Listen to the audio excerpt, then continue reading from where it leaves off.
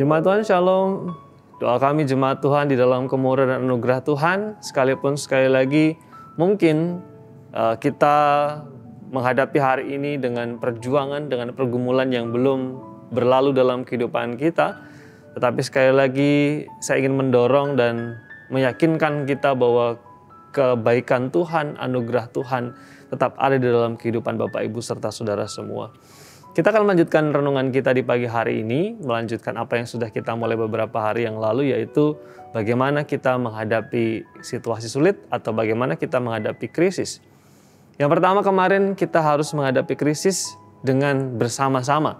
Jangan menanggung beban itu sendiri, tapi bagikan kepada orang yang tepat.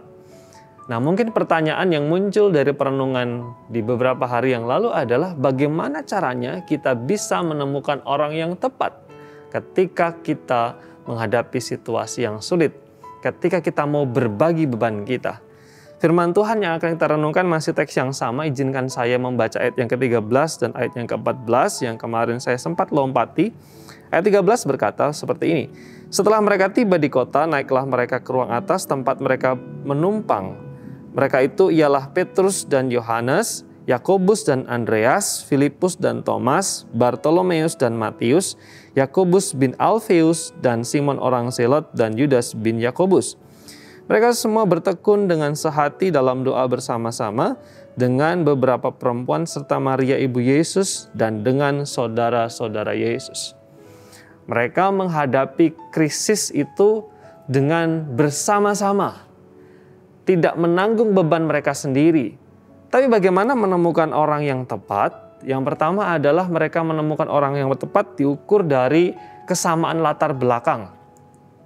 Mereka sama-sama dari Galilea. Budaya mereka relatif sama, kebiasaan mereka relatif sama, pola pikir mereka relatif sama, dialek mereka relatif sama, cara mereka menyikapi persoalan relatif sama. Ketika punya orang-orang dengan latar belakang yang sama, itu akan lebih mempermudah kita untuk membagi beban kita. Dan yang kedua adalah mereka berbagi beban menemukan orang yang tepat, orang-orang yang punya pengalaman yang sama. Ingatlah bahwa mereka adalah orang-orang yang mengikut Yesus selama 3,5 tahun. Berbagi suka duka bersama, menghadapi banyak pengalaman yang sama, menghadapi ujian yang sama, ditempa dan diproses dengan banyak peristiwa yang sama. Mereka adalah orang-orang yang punya pengalaman-pengalaman hidup yang sama bersama dengan Tuhan Yesus dan satu dengan yang lain. Lalu kemudian orang yang tepat adalah orang yang memiliki tujuan yang sama. Mereka ke Yerusalem tujuannya sama, yaitu mentaati Yesus, ikut Yesus, mau menjadi murid Yesus. Tujuan mereka adalah tujuan yang sama. Tetapi juga mereka di sana adalah orang-orang yang punya nilai dan keyakinan yang sama. Mereka percaya bahwa Tuhan Yesus tidak meninggalkan mereka sekalipun Tuhan Yesus terpisah secara fisik. Mereka sedang menanti penggenapan janji Tuhan, yaitu Roh Kudus, pengharapan yang sama, keyakinan yang sama, kepercayaan yang sama. Orang-orang yang tepat yang bisa kita jadikan tempat untuk berbagi, melewati situasi dan kesulitan bersama adalah orang-orang yang punya latar belakang yang sama, pengalaman-pengalaman yang sama, tujuan hidup yang sama, nilai kepercayaan dan pengharapan yang sama. Siapakah mereka? Mungkin mereka adalah orang-orang yang berasal dari daerah yang sama dengan kita, sehingga punya budaya, pengalaman, konteks, dialek, cara berpikir yang relatif sama. Atau juga mungkin mereka adalah tetangga kita.